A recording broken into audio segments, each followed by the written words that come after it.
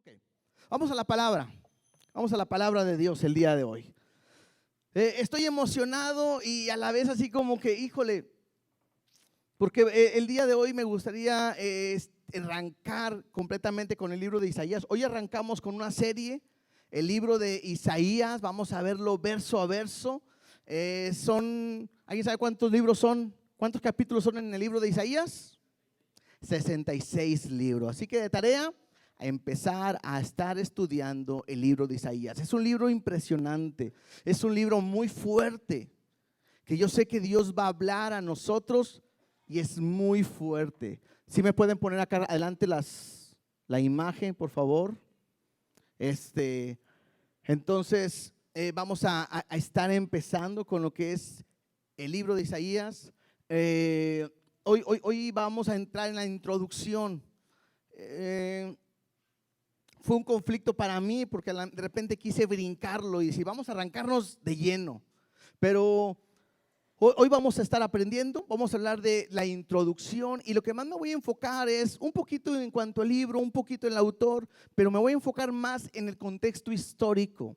Porque si muchas veces leemos un libro y no sabemos lo que ha estado pasando alrededor, no lo podemos entender. Y la idea de hoy, yo me imagino, o lo veía desde ayer, es, híjole, a mí me gusta predicar. Hoy a lo mejor no predicaré, voy a hacer como una redacción, vamos a leer un poquito mucho, y quiero que me entiendan como cuando damos una noticia, que a veces no hay nada que explicar, nada más. Por ejemplo, los hechos, me imagino que todos han visto lo que pasó allá en el fútbol, ¿verdad? ¿Y qué se puede decir? Nada. ¿Cómo se puede explicar? Nada. Se ven las imágenes, lo que te explica la narración, lo que dicen, y te quedas así como que impactado. Entonces, la idea hoy es eso, que veamos un poquito el contexto. Ténganme paciencia, por favor. Les prometo que es algo histórico que vamos a ir viendo, pero arrancaremos y yo sé que Dios en cada momento les va a hablar. Y yo espero que incluso el día de hoy, al leer cada pasaje que vayamos viendo, Dios vaya hablando tu vida. Si algo te llama la atención, subráyalo y deja que Dios te hable, porque a lo mejor no lo voy a explicar todo y nos vamos a meter a profundidad. Vamos a vernos por arriba, pero vamos a ir aprendiendo lo que Dios tiene para con nosotros. Así que, bueno, antes de arrancar, oramos y ponemos este tiempo en las manos de Dios para que Él sea hablando y ministrando nuestras vidas. ¿Oramos? Papá Dios, gracias te damos porque eres bueno, porque eres fiel. Gracias porque nos permites una vez más, Dios, venir a este lugar para adorarte y para exaltarte y para escuchar tu voz. Queremos y estamos emocionados, Dios, porque empezamos un libro hoy que vamos a estar estudiando, en el cual sabemos que tú tienes algo muy especial para la iglesia. Has puesto en nuestro corazón el ver ese libro y permite que el día de hoy, cada uno de nosotros y durante todo el tiempo que vamos a estar viendo este libro, podamos ser confrontados, incluso confortados también, Dios, a través de tu palabra. Haz tu obra, cumple tu propósito en nosotros. En el nombre de Jesús te damos gracias. Amén y amén. Libro de Isaías, le hemos titulado a esta serie Dios es salvación. ¿Sí? Dios es salvación. Y los que quieran seguir estudiando o van a estudiar, del contexto histórico se encuentra en el libro de Reyes y en el libro de Crónicas, ¿verdad? Ustedes, todo tiene que ver con los reyes, porque Isaías es un profeta que Dios va a usar en estos tiempos. Y solamente leeremos el versículo 1, Isaías 1:1, y ahí nos vamos a quedar el día de hoy. Dice así: visión de Isaías, hijo de Amós, la cual vio acerca de Judá y Jerusalén en días de Usías, Jotam, Acaz y Ezequías, reyes de Judá. ¿Sí? Vamos a desglosar un poquito, pareciera que no, pero todo lo que vamos a ver hoy es precisamente lo que viene en este versículo 1. Y bueno, principalmente Isaías. ¿Qué significa Isaías? Significa Jehová salva o salvación de Jehová. Jehová salva o salvación de Jehová. Es un libro muy conocido, aunque a lo mejor no todos lo han leído, pero es un libro muy conocido en el cual constantemente repasamos algunos versículos, pasajes o momentos importantes, ¿no? ¿Alguien se acuerda de alguna cita importante de Isaías? Isaías 53, ¿no? Sí, todos nosotros nos descargamos como ovejas y podemos estar hablando. ¿Alguien más? ¿Otro versículo importante? Porque un hijo nos ha nacido. Eso lo vemos en Navidad, ¿no? Porque un niño nos es nacido, hijo nos es dado, y el principado sobre su hombro, y se llamará su nombre admirable, consejero, Dios fuerte, Padre eterno y príncipe de paz, ¿verdad? Entonces, es un libro que yo sé que vamos a aprender mucho y que los invito y los animo a que puedan estar leyendo durante todo este tiempo ahí en su casa. ¿Qué me dice de Isaías? Me dice que es hijo de Amós. Importante. No, Amós no es el profeta. Nada más para que no se confundan ahí, porque de repente pudimos pensar que Isaías es hijo del profeta Amós. No. Me dice nada más que es hijo de Amós. Algunos, bueno, no se sabe mucho de la vida de Isaías. Algunos dicen o consideran que era familiar, incluso algunos dicen que era primo del rey Usías, y que por eso es que Isaías va a tener mucho acceso, libre entrada al palacio con los reyes y todo, y piensan que porque era una persona de influencia, bien preparada, una persona que era parte importante incluso del palacio, y que por eso está ahí. Pero todo esto realmente no se sabe. Se cree esto por la manera en que Isaías se desarrolla. Me dice también la Biblia que estuvo casado con una mujer que le dice la profetisa. Probablemente ella también en algún momento profetizaba, pero era la profetisa. Y tuvo 2 hijos que más adelante veremos en el capítulo 8 y estaremos hablando cada uno de ellos. Se me dice que se cree que vivió en Jerusalén y todo su mensaje fue dirigido al reino de Judá. Ahorita voy a explicar un poquito más sobre el reino de Judá, ¿sí? Un versículo principal, el versículo principal que pudiéramos marcar de este libro, pudiera ser Isaías 12:2, ¿sí? Isaías 12:2. Y dice así: he aquí, Dios es salvación mía, me aseguraré y no temeré, porque mi fortaleza y mi canción es Jehová, quien ha sido salvación para mí. ¿Sí? Entonces, otra vez, de que habla, me va a hablar en cuanto a la salvación que Dios tiene para un pueblo y para una nación. ¿Cuál es el propósito que Isaías, o del libro de Isaías? Bueno, el propósito es proveer una imagen clara de aquel que puede salvar a su pueblo. Otra vez, proveer una imagen clara de aquel que puede salvar a su pueblo. Y esto está hablando o habla del Mesías. Y el libro de Isaías invita a poner su esperanza en el Mesías que vendrá. Algunos le llaman al libro de Isaías como el quinto evangelio, o incluso algo le llaman como el evangelio del Antiguo Testamento, porque en este libro se habla mucho de Jesús, se habla mucho del Mesías, de Jesús. Me habla de su nacimiento. Ahorita estábamos leyendo un versículo, ¿verdad? Me habla de su ministerio, me habla de su muerte, que fue en la cruz. Isaías 53 lo estábamos hablando. Me habla de su segunda venida y de su reino milenial. Entonces, Isaías nos va a hablar mucho de Jesús y va a apuntar mucho hacia allá. Su ministerio inicia cuando el rey Usías muere alrededor del año 739 antes de Cristo. Y se cree que dura hasta el 681 antes de Cristo. ¿Sí? Vamos a ir viendo poquito a poquito todo eso. Algunos profetas contemporáneos, por si también quieres leer algo, libros de los profetas que están ahí para que te pueda ayudar a entender, es Oseas y Miqueas. Se cree que Isaías murió aserrado, cortado por la mitad. Algunos dicen que lo metieron dentro de un tronco y ahí lo partieron a la mitad. Fue muerto por el rey Manasés. Por el rey Manasés. Y este libro se divide en dos secciones, ¿sí? En dos secciones, fuertemente. La primera sección es del capítulo 1 al 39. Y la segunda sección del 40 al 66.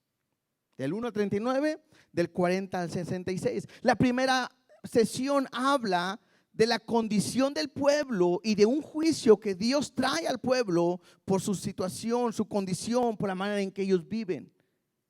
Y del 40 al 66 habla de la esperanza que podemos tener en Dios y del reino o el reinado del Mesías. Esto es interesante porque es tan fuerte el contraste entre una sección y otra que algunos llegan a pensar que el libro de Isaías no fue escrito por una sola persona. Algunos consideran que fueron dos Isaías o tres Isaías, o sea, dos personas o tres personas, porque el contraste de la manera en que él desarrolla el libro es muy fuerte. Y algunos piensan que no. Pero bueno, hay algo que pudiéramos nada más, esto es para los que les gusta estudiar mucho, hay algo que pudiéramos nada más marcar, que probablemente no es así. Por esto, vamos a Juan capítulo 12, verso 37. Juan capítulo 12, verso 37. Dice así: pero a pesar de que había hecho tantas señales delante de ellos, no creían en él. ¿En quién no creían? En Jesús, ¿verdad? Estamos ahí hablando en Juan, está hablando de Jesús. No creían en él. Para que se cumpliese la palabra del profeta Isaías, que dijo: Señor, ¿quién ha creído a nuestro anuncio y a quién se ha revelado el brazo del Señor? ¿Alguien me puede decir en qué capítulo está esto de Isaías? ¿50 qué? 53. ¿Sí? Entonces, ¿qué dice ahí?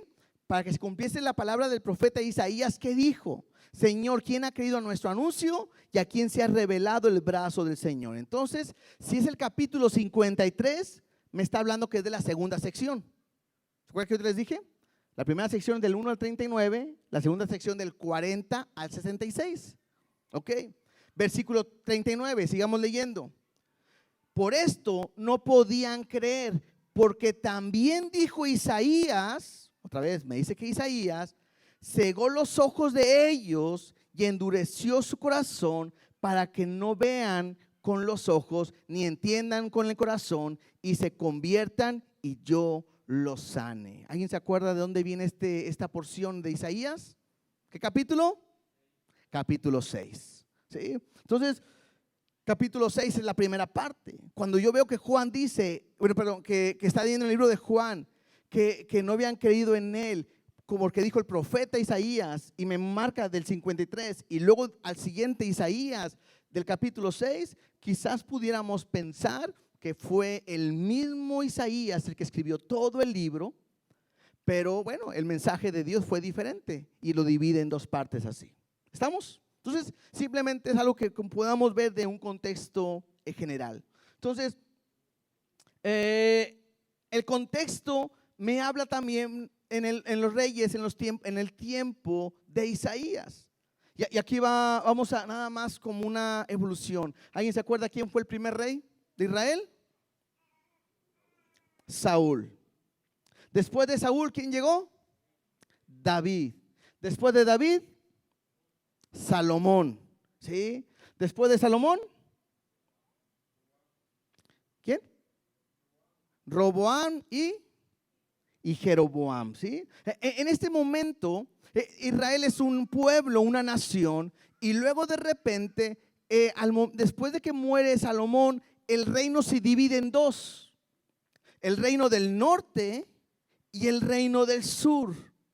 El reino del norte también se le conoce como Israel.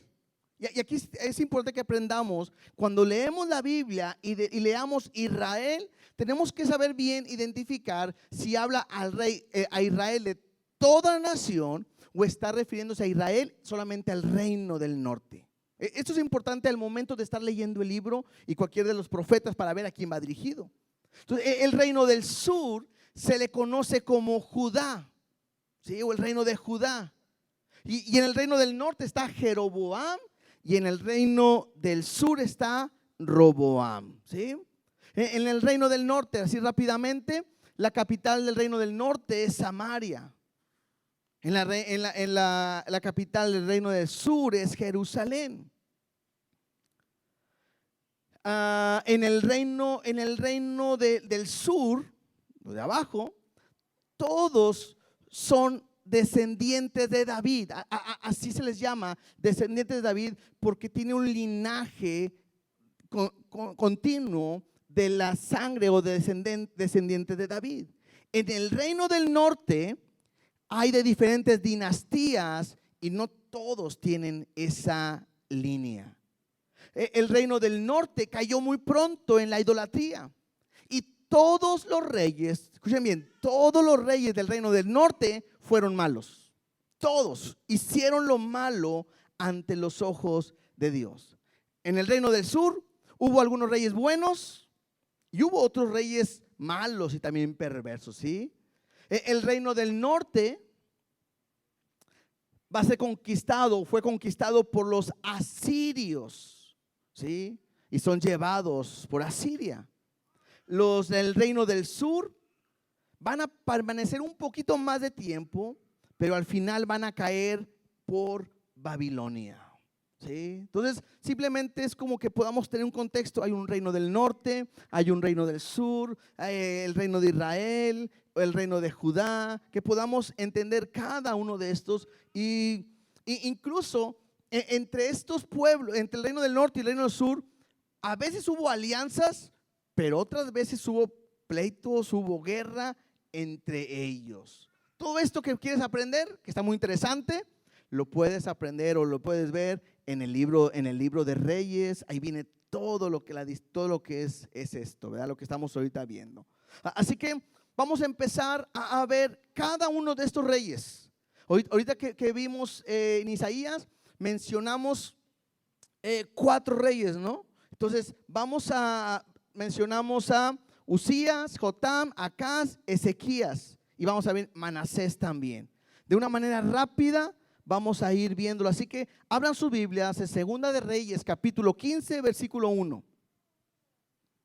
Segunda de Reyes, capítulo 15, versículo 1.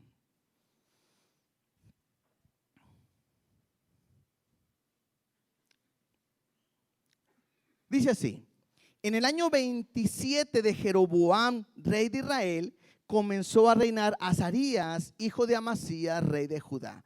Un punto de referencia importante. Casi siempre, cuando va a hablar de un rey, hacen referencia del otro reino. Por ejemplo, aquí dice: en el año 27 de Jeroboam, rey de Israel. ¿Dónde está? ¿Cuál es el rey de Israel? ¿Qué reino es? El del norte, ¿sí?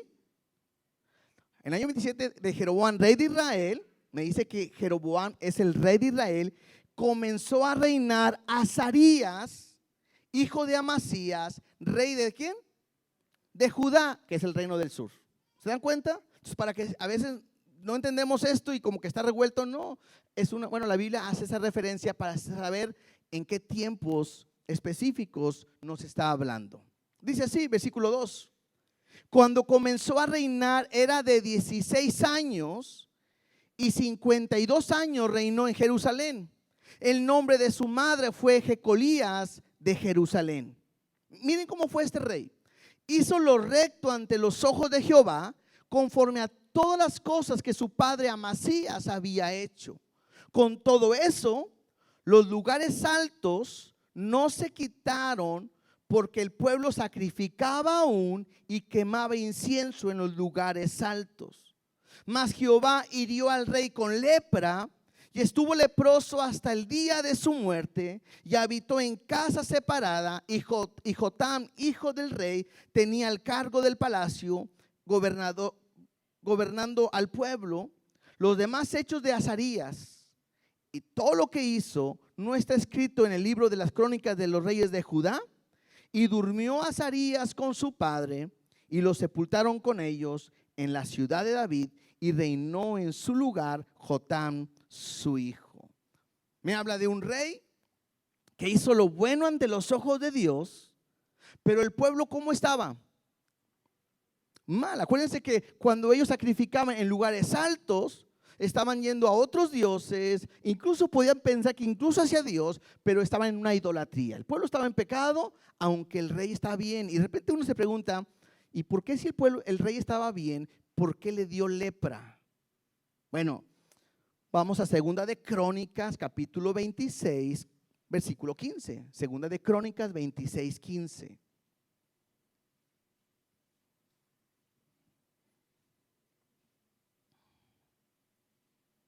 Porque Crónicas me da más datos que no me está diciendo en Reyes. Y algo importante, aquí Azarías es llamado Uzías. Es el mismo. Ahorita allá leímos Azarías. Bueno, aquí es Uzías. Dice el versículo 15. Miren lo que hizo. E hizo en Jerusalén máquinas inventadas por ingenieros, para que estuviesen en las torres de los baluartes, para arrojar saetas y grandes piedras. Y su fama se extendió lejos, porque fue ayudado maravillosamente hasta hacerse poderoso. ¿Sí? Buscaba a Dios, hizo máquinas, venció y se hizo poderoso. Verso 16. Mas cuando ya era fuerte, su corazón se enalteció para su ruina, porque se rebeló contra Jehová su Dios, entrando en el templo de Jehová para quemar incienso en el altar del incienso, ¿verdad? Entonces iba muy bien, pero se hizo poderoso y se enalteció, se hizo orgulloso y se rebeló contra Jehová. Y entró tras él el sacerdote Azarías, este es otro, es un sacerdote, y con él 80 sacerdotes de Jehová, varones valientes. Y se pusieron contra el rey Uzías y le dijeron: no te corresponde a ti, oh Uzías, el quemar incienso a Jehová, sino a los sacerdotes, hijos de Aarón, que son consagrados para quemarlo. Sal del santuario, porque has prevaricado, y no te será para gloria delante de Jehová Dios. Entonces Uzías, teniendo en la mano un incensario para ofrecer incienso, se llenó de ira. Y en su ira contra los sacerdotes, la lepra le brotó en la frente delante de los sacerdotes, en la casa de Jehová, junto al altar del incienso. Y le miró el sumo sacerdote Azarías y todos los sacerdotes, y he aquí la lepra estaba en su frente. Y le hicieron salir apresuradamente de aquel lugar, y él también se dio prisa a salir, porque Jehová lo había herido.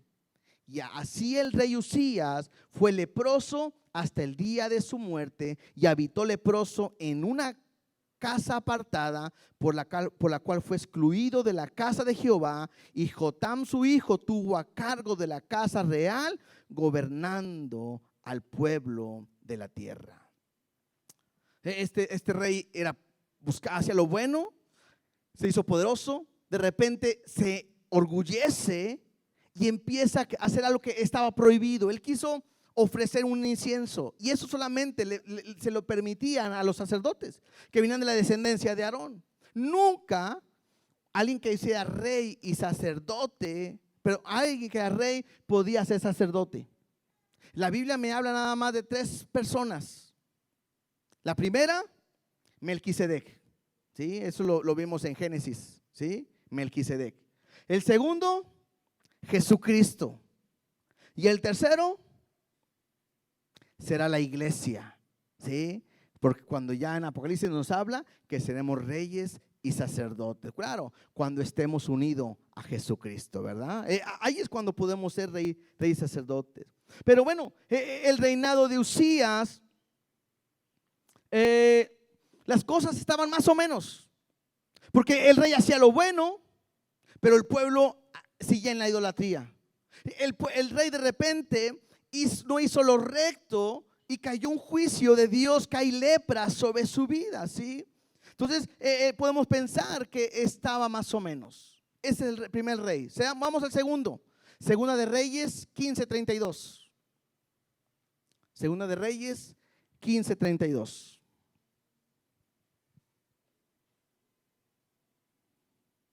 Dice así: en el segundo año de Peca, hijo de Ramalías, rey de Israel. Otra vez, me dice quién es el rey de Israel, ¿sí? Era Peca. Comenzó a reinar Jotam, hijo de Usías, rey de Judá. Aquí vamos a empezar a hablar de Jotam. Cuando comenzó a reinar era de 25 años y reinó 16 años en Jerusalén. El nombre de su madre fue Jerusa, hija de Sadoc. Y él hizo lo recto ante los ojos de Jehová. Hizo conforme todas las cosas que había hecho su padre Usías. Con todo esto, los lugares altos no fueron quitados, porque el pueblo sacrificaba aún y quemaba incienso en los lugares altos. Edificó él la puerta más alta de la casa de Jehová, y los demás hechos de Jotam y todo lo que hizo no está escrito en el libro de las crónicas de los reyes de Judá. Y en aquel tiempo comenzó Jehová a enviar contra Judá a Resín, rey de Siria. ¿Sí? Aquí vemos a un rey diferente, es el rey de Siria. Y a Peca, hijo de Ramalías. ¿Quién es Peca? El gobernador del reino del norte. ¿Qué hace Dios? Dios envía a estos dos reyes contra Jotam, ¿sí? Entonces, al parecer fue un buen rey. Hizo las cosas buenas. Lo malo es que el pueblo seguía en pecado. El pueblo seguía en la idolatría, adorando otros dioses, adorando en lugares altos, haciendo lo que Dios no le gusta. Entonces, durante el reinado empiezan a venir estos reyes o estos ataques de estos reyes del norte y de Asiria, ¿sí? Y de Siria. Importante. No confundamos, porque hay dos ciudades diferentes. Una es Siria y otra es Asiria. Son diferentes y una nada que ver con la otra, ¿verdad? Una muy poderosa, otra más pequeña, pero ahí van a estar apareciendo. Vamos al capítulo 16. En el año 17 de Peca, hijo de Ramalía, comenzó a reinar Acaz, hijo de Jotam. Vamos a ver el tercer rey, ¿sí? Rey de Judá. Cuando comenzó a reinar Acaz, era de 20 años y reinó en Jerusalén 16 años y no hizo lo recto ante los ojos de Jehová su Dios, como David su padre. Aquí empezamos a ver un rey que no hace lo bueno, lo recto, o sea, un rey malo, ¿sí? Los otros nos había dicho, hizo lo bueno ante los ojos de Dios, ¿verdad? Este no. Versículo 3. Antes anduvo en el camino de los reyes de Israel y aún hizo pasar por fuego a su hijo, según las prácticas abominables de las naciones que Jehová echó de delante de los hijos de Israel. Interesante, porque este rey se convierte en un rey malo y me dice que empezó a vivir como ¿quién? ¿Como quién? Como los del reino del norte, ¿verdad? Los de Israel. ¿Cómo era el pueblo de Israel? Eran malos todos, idólatra. Este rey empieza a vivir como ellos y empieza a seguirlos. No solamente eso, sino también me dice que hizo pasar por fuego a su hijo.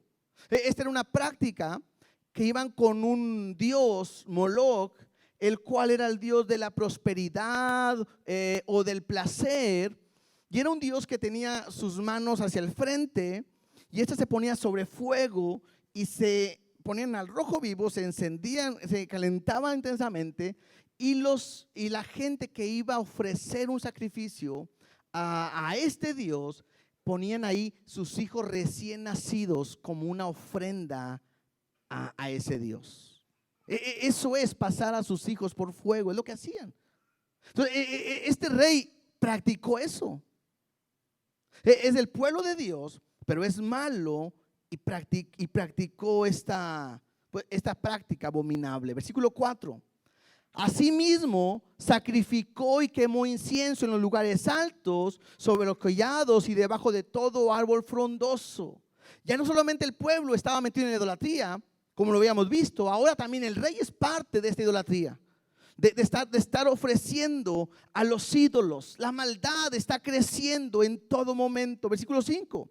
Entonces Rezín, rey de Siria, y Peca, hijo de Ramalías, rey de Israel, subieron a Jerusalén para hacer guerra y sitiar a Acaz, mas no pudieron tomarla.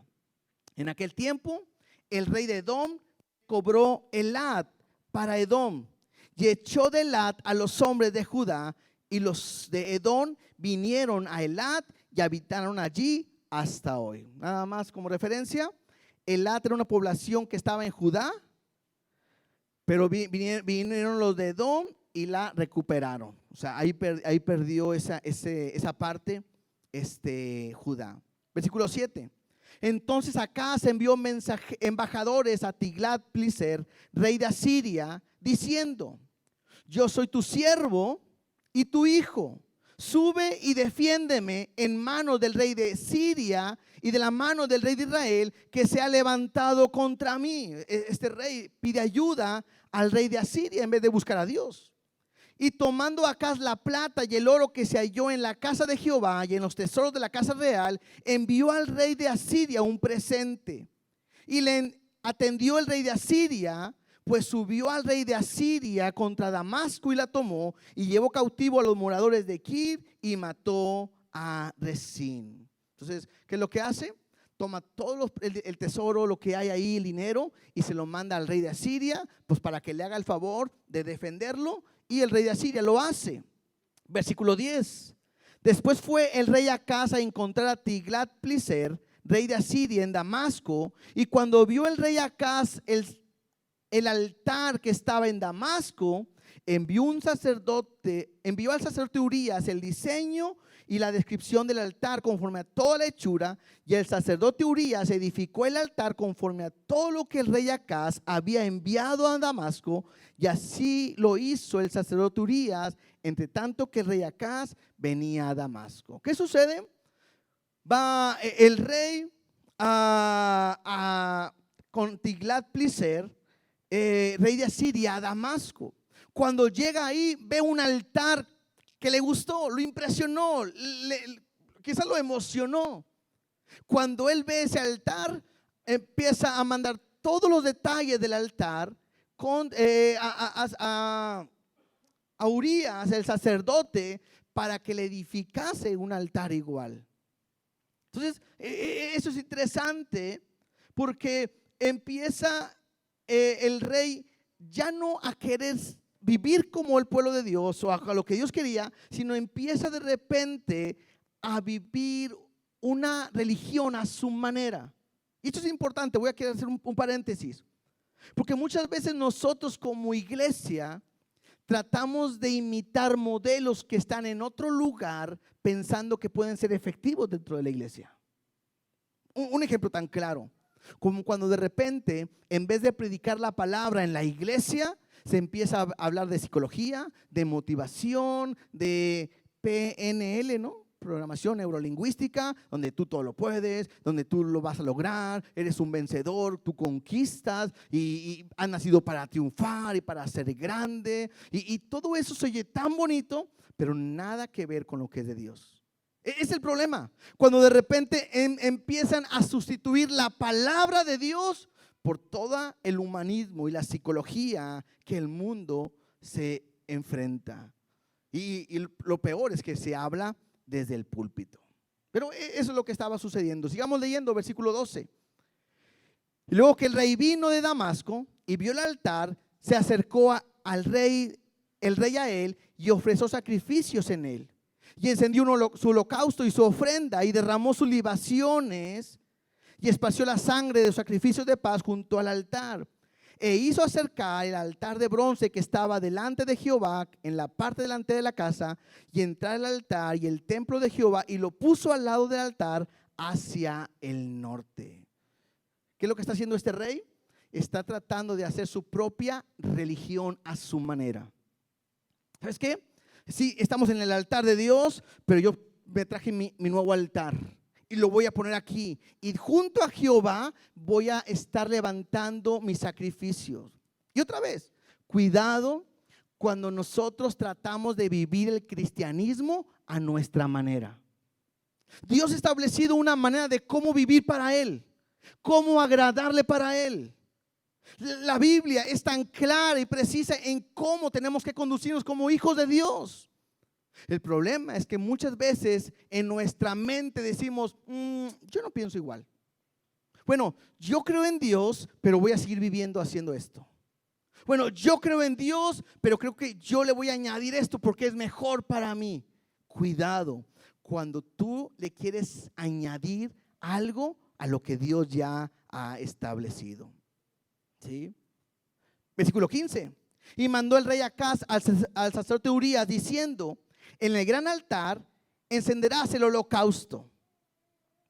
Al final nomás dice: el altar de bronce será mío para consultar a él. O sea, pareciera que dice: ¿sabes qué? Se van siguiendo aquí, se va a seguir adorando a Dios. Ustedes saben lo que tienen que hacer y yo acá voy a consultar a Dios lo que yo quiero. ¿Sí? Versículo 16. E hizo el sacerdote Urías conforme a todas las cosas que el rey Acaz le mandó. ¿Sí? Versículo 18.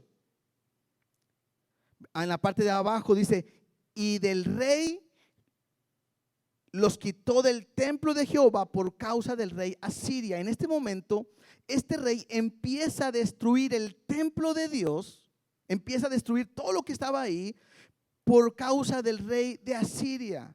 Versículo 19. Los demás hechos que puso por obra Acaz no están escritos en el libro de las crónicas de los reyes de Judá.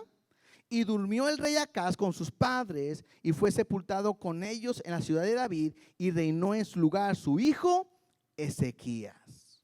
En pocas palabras, Acaz fue un rey malo que destrozó completamente el templo, construyó un altar para él y todo acaba. O sea, es un rey completamente malo. Capítulo 17, no lo vamos a leer porque me habla del reino del norte. Capítulo 18, reinado de Ezequías. Dice versículo 1: en el tercer año de Oseas, hijo de Ela, rey de Israel, otra vez, comenzó a reinar Ezequías, hijo de Acaz, rey de Judá. Cuando comenzó a reinar era de 25 años y reinó en Jerusalén 29 años. El nombre de su madre fue Abi, hija de Zacarías. Hizo lo recto ante los ojos de Jehová, conforme a todas las cosas que había hecho David su padre. Él fue diferente. Él quitó los lugares altos y quebró las imágenes y cortó los símbolos de Acera, una diosa, e hizo pedazos la serpiente de bronce que había hecho Moisés. Porque hasta entonces le quemaban incienso los hijos de Israel, y la llamó Neusatán. Entonces este rey fue diferente, y ese sí fue bueno. Y lo que él hace algo diferente a los otros es que él sí destruye los lugares altos. Empieza a destruir, a quemar todas las imágenes, los lugares de adoración. Incluso me dice que destruyó la serpiente de bronce. ¿Se acuerdan de esa historia? ¿Sí? Andaba el pueblo en el desierto, se fue rebelde y Dios les manda serpientes para que el que le mordiera muriera. Y claman a Dios. Dios le hace que Moisés que haga una serpiente de bronce, y todo aquel que era mordido por una serpiente volteaba a esa serpiente de bronce. ¿Y qué pasaba? Sanaba, vivía. Entonces lo tenían ahí, y el pueblo metido en la idolatría Hasta esto lo estaban adorando. ¿Y qué hace Ezequías? Lo destruye y le pone, lo llamó Neusatán, que quiere decir no es nada. Es solamente un metal, bronce, y no es nada. Versículo 5. En Jehová Dios de Israel puso su esperanza. Ezequías, ¿verdad? Ni después ni antes de él hubo otro como él en todos los reyes de Judá. Me dice que es el mejor. Porque siguió a Jehová y no se apartó de él, sino que guardó los mandamientos que Jehová prescribió a Moisés.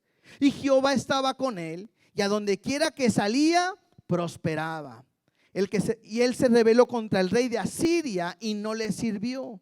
Y dio también a los filisteos de hasta Gaza y sus fronteras, desde las torres de las atalayas hasta la ciudad fortificada.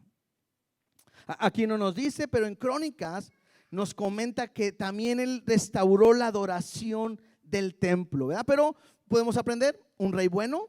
Me encanta que dice que buscó a Dios y que Jehová estaba con él y que donde quiera que él salía, Dios lo prosperaba. ¿Y cuántos quieren ser así? Bueno, la idea o el punto es aprender a estar con Dios, a caminar con Él, a vivir con Él cada día, para que Dios prospere cada día lo que nosotros podamos hacer.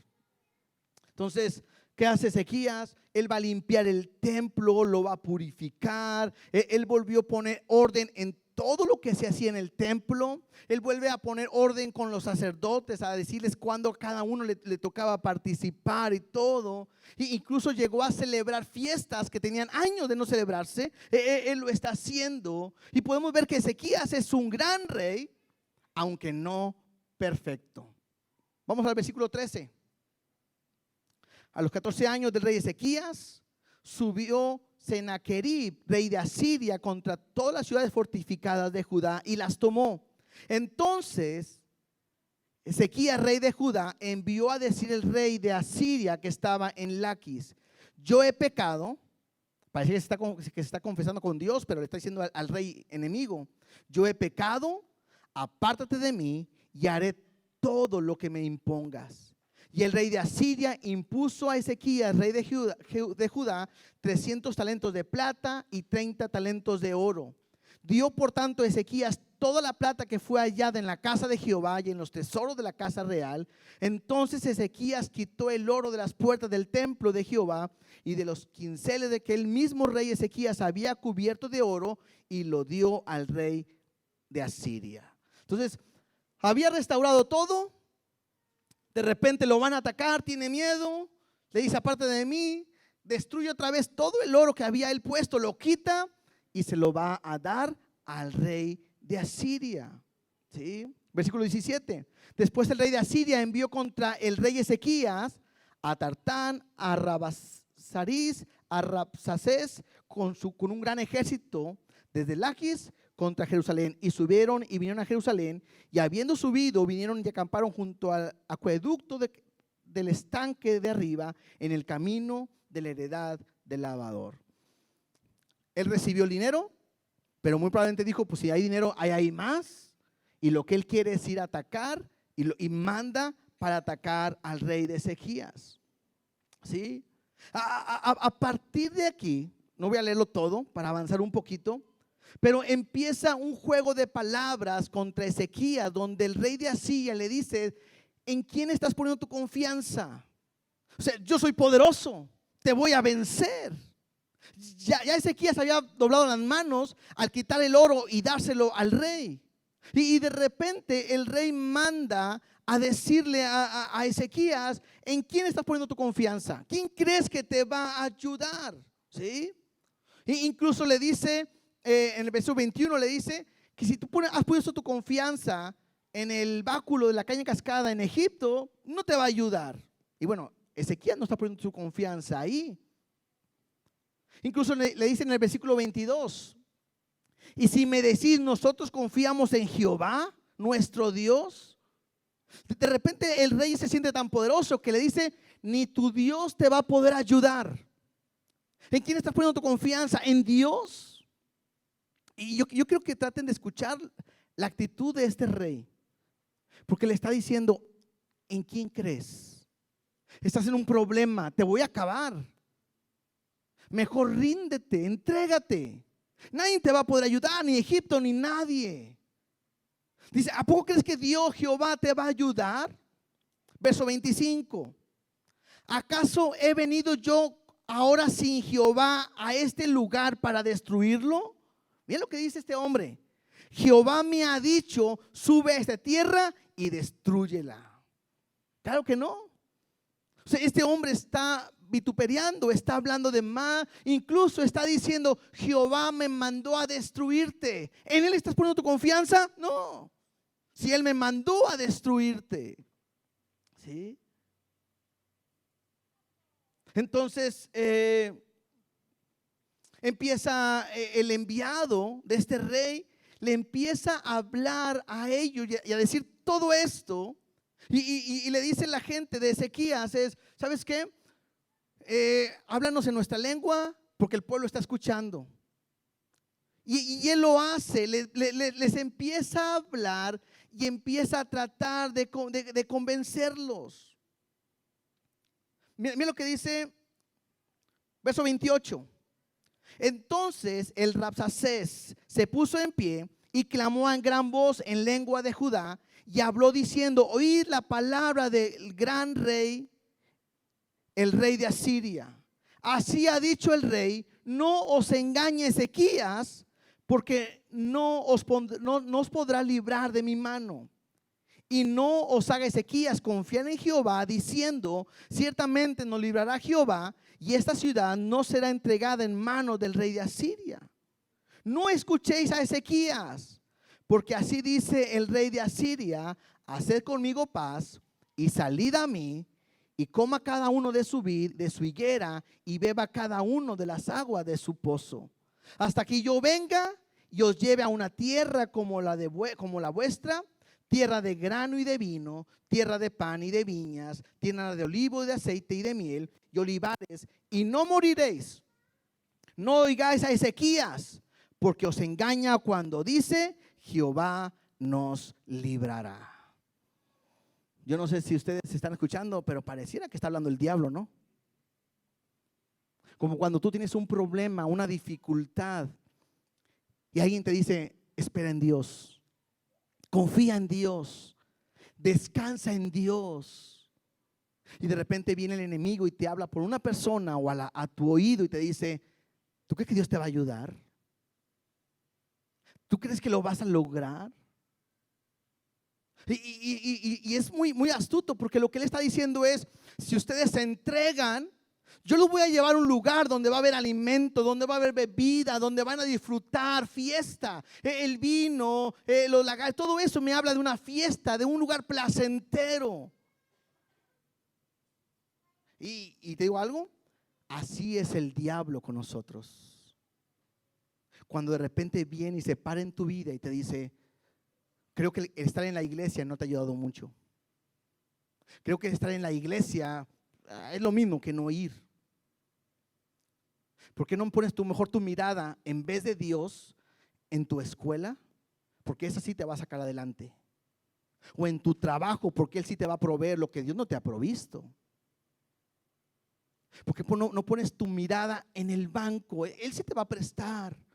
Y en cómodas mensualidades para que no batalles.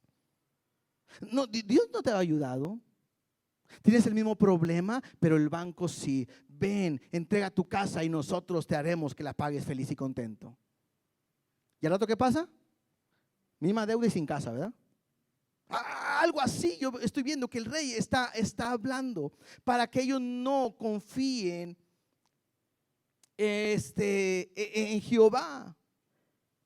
Si tú sigues leyendo en el versículo 33, llega a decir, ¿acaso algunos de los dioses de las naciones han librado su tierra de la mano del rey de Asiria?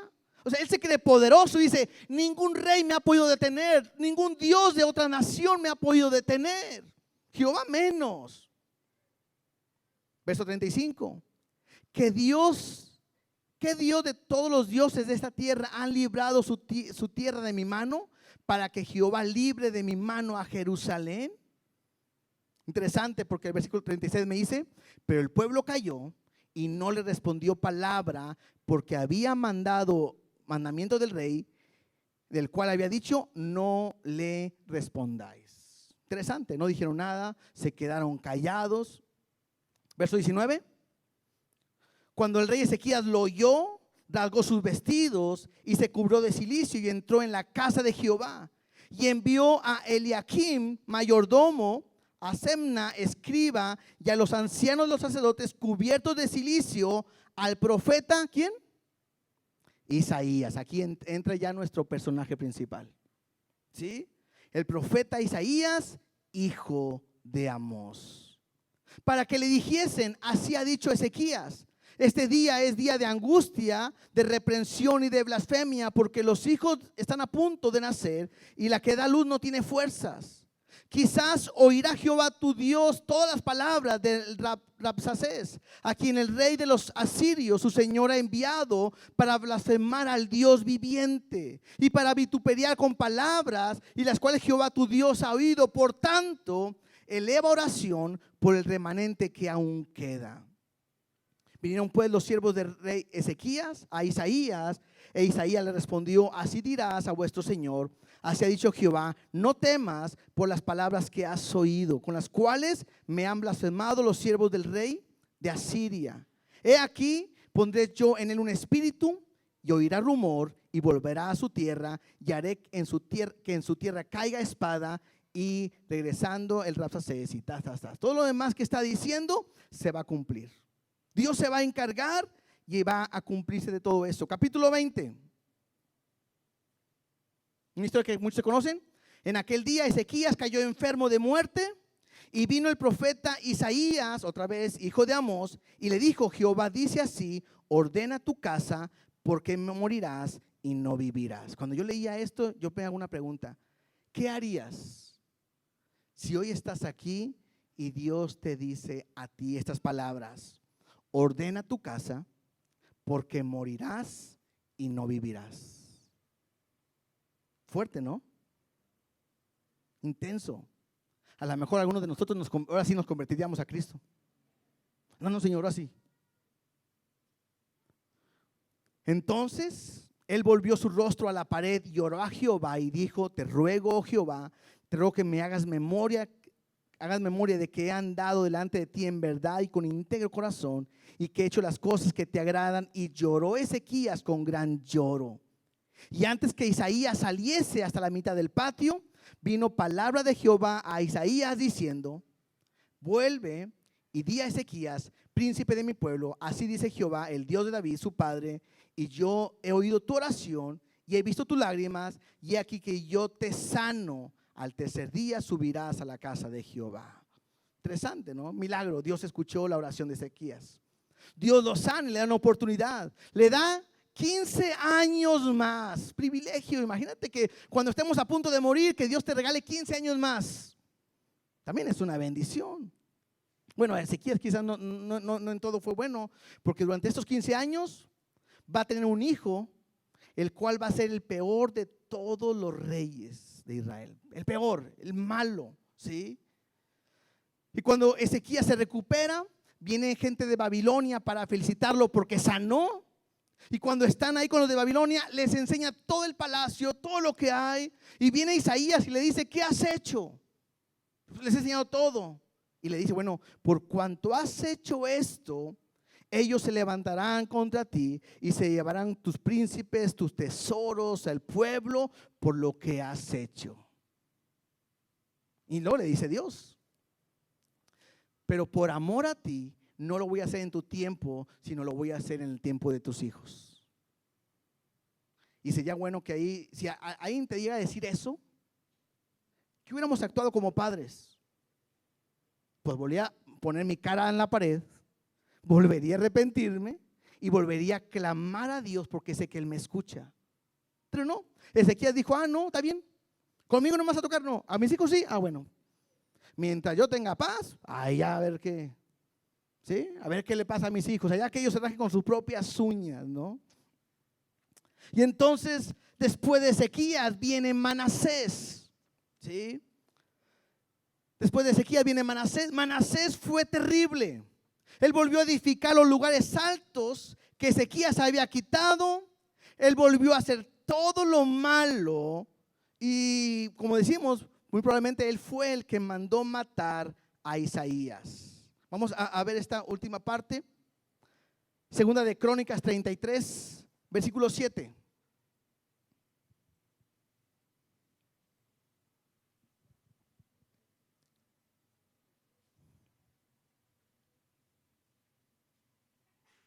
Yo sé que es mucho, pero si quieren volverlo a ver el video en su casa, bueno, ahí lo meten en YouTube y ahí lo van a poder tener, ¿verdad? Si es mucha información. Dice verso 37, segunda de Crónicas 33, 7. Además de esto, puso una imagen fundida que hizo en la casa de Dios, de la cual había dicho Dios a David y a Salomón su hijo: en esta casa y en Jerusalén, la cual yo elegí, sobre todas las tribus de Israel, pondré mi nombre para siempre. En este lugar de adoración, bueno, este Manasés, este rey, mete una imagen que él hizo. Empezó a profanar la casa de Dios y metió esa imagen fundida. Versículo 9. Manasés pues hizo extraviarse a Judá y a los moradores de Jerusalén para hacer más mal que las naciones que Jehová destruyó delante de los hijos de Israel. Interesante, porque le está diciendo que este rey hizo extraviar no solamente su vida, sino a los moradores. Y te digo algo, a veces como padres podemos llevar a nuestros hijos a extraviarlos de buscar a Dios. Interesante, porque incluso dice, para hacer más mal que las naciones que Jehová destruyó. ¿Te puedes imaginar qué tan malo fue este hombre? Que aún las otras naciones que eran abominables para Jehová no le llegaban a la maldad de este hombre. Era un hombre malo y perverso. Versículo 10. Y habló Jehová a Manasés y a su pueblo, mas ellos ¿qué? No escucharon. Cuidado cuando estamos viviendo una vida cristiana que a Dios no le agrada y que Dios te está hablando cada día, cada vez, y no quieres escuchar. Y estás aquí y Dios te habla y sabes que el mensaje es para ti, pero no quieres escuchar. Cuidado con eso. Versículo 11.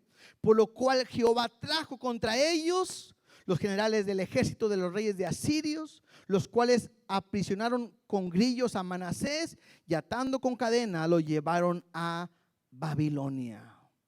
Se llevan a este rey Manasés a la cárcel. Es un rey malo, perverso. Pero miren lo que pasa, versículo 12. Mas luego que fue puesto en angustia, oró a Jehová su Dios, humillado grandemente en la presencia de Dios de sus padres, y habiendo orado a él, fue atendido, pues Dios oyó su oración y lo restauró a Jerusalén y a su reino. Y entonces reconoció Manasés que Jehová era Dios. Qué impresionante, ¿no? ¿Cuántos de nosotros hubiéramos dicho, no, ya no le den oportunidad a él? Pero cómo Dios sigue permaneciendo fiel y le da una oportunidad aún siendo el peor. ¿Y te digo algo? Tenemos que ver cómo Dios sigue siendo fiel con nosotros, aunque muchas veces somos lo peor. A veces no nos damos cuenta la maldad que hay en nuestro corazón. Pero me encanta el saber que aunque era lo peor, cuando oró a Dios, Dios lo escuchó. Cuando se humilla, Dios lo puede volver a levantar. ¿Sí? Versículo 14. Después de esto edificó el muro exterior de la ciudad de David al occidente de Gihón, en el valle, a la entrada de la puerta del pescado, y amuralló Ofel, y elevó el muro muy alto, y puso capitanes del ejército en todas las ciudades fortificadas de Judá. Asimismo, quitó los dioses ajenos, el ídolo de la casa de Jehová, o sea, el que le había hecho, y todos los altares que habían edificado en el monte de la casa de Jehová y en Jerusalén, y los echó fuera de la ciudad. Y reparó luego el altar de Jehová y edificó sobre sacrificios de ofrenda de paz y de alabanza, y mandó a Judá que sirviese a Jehová, Dios de Israel. Pero el pueblo aún sacrificaba en los lugares altos, aunque lo hacía para Jehová su Dios. ¿Qué me llega a decir? Se arrepiente este rey, hace lo recto, restaura todo, manda al pueblo que busque a Dios, le sirva, y el pueblo dice: no, nosotros seguiremos en nuestra idolatría a nuestros dioses. O ellos decían: no, así adoro yo a Jehová. ¿Me explico? Porque dice ahí: pero el pueblo aún sacrificaba en lugares altos, aunque lo hacía para Jehová su Dios. ¿Cuántas veces nosotros tratamos de hacer cosas que pensamos que a Dios le van a agradar y servir, cuando Dios no se agrada de eso? Entonces, si te das cuenta, todo esto está hablando de un pueblo que está viviendo en maldad, en idolatría, en violencia, lo peor. Y te digo algo, creo que no hay tanta diferencia en lo que vivimos el día de hoy. ¿Cuánta idolatría hay el día de hoy? ¿Cuánta maldad, cuánta violencia? Y aunque hay algunos que buscamos a Dios, hay mucha gente que no quiere saber nada. Es más, hablemos de la iglesia. Aunque hay mucha gente en la iglesia que ama, teme a Dios y lo busca de todo su corazón, hay gente que está aquí y quiere vivir a su manera, su religión a su manera, su idea, lo como él crea, como él piensa. Y aunque Dios le habla, no quiere escuchar. Y aunque Dios le llama a servir, no quieren servir. Aunque Dios llama a una integridad, a una consagración, no lo hacemos de esa manera. Y Dios va a traer un juicio. Este es el contexto de todo lo que hemos visto: reyes buenos, reyes malos, gente en idolatría, gente perdida. Algunos que aunque el rey cambió, el pueblo sigue igual. Y quiero terminar con esto. Qué increíble que Dios, a pesar de que su pueblo era así, Él permanece fiel. Porque otra vez, si nosotros fuéramos Dios, quizás hubiéramos dicho: borrón y cuenta nueva, déjame hago uno nuevo. Pero no. Dios les va a hablar de un juicio. Los va a llevar cautivos. Y después de 70 años, los va a volver a traer con Él. Y todo es por amor. ¿Cuántas veces aún tú te has alejado de Dios y de la iglesia?